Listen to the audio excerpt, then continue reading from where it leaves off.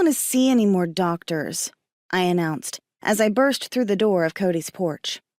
I'd said it like it was brand new information when the truth was that it was the same announcement I'd made every time I came home from another useless appointment with another shrinker who didn't get me. I plopped down on the old love seat that had been on the back porch of Cody's house for as long as I could remember. Spotting a loose seam on the corner of the cushion, I mindlessly started picking at the fraying seam. "I don't get it. I thought you asked to go to the doctor," Cody asked. "I did, but that was the other doctor. That appointment was yesterday, and I only wanted to go because I was positive I had stage 4 brain cancer."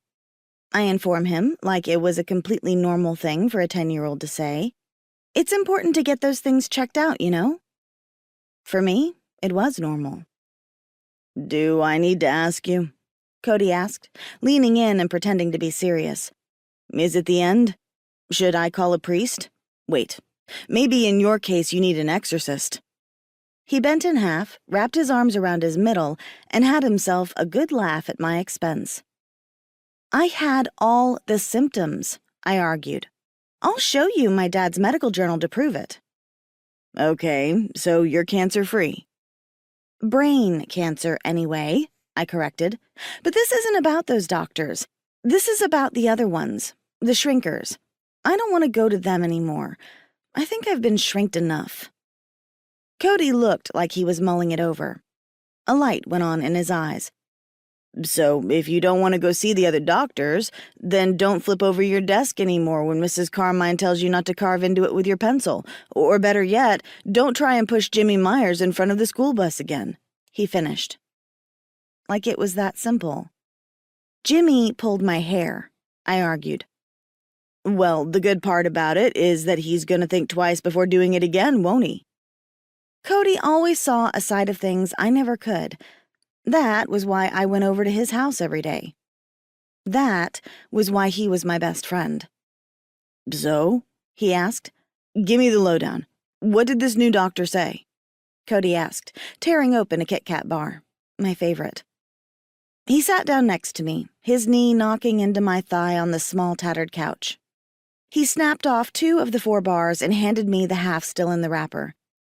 "Thanks," I said, taking a big bite. I chewed and let the chocolate settle into my system while thinking of how to best answer Cody's question. I overheard the doctor telling my parents I was different.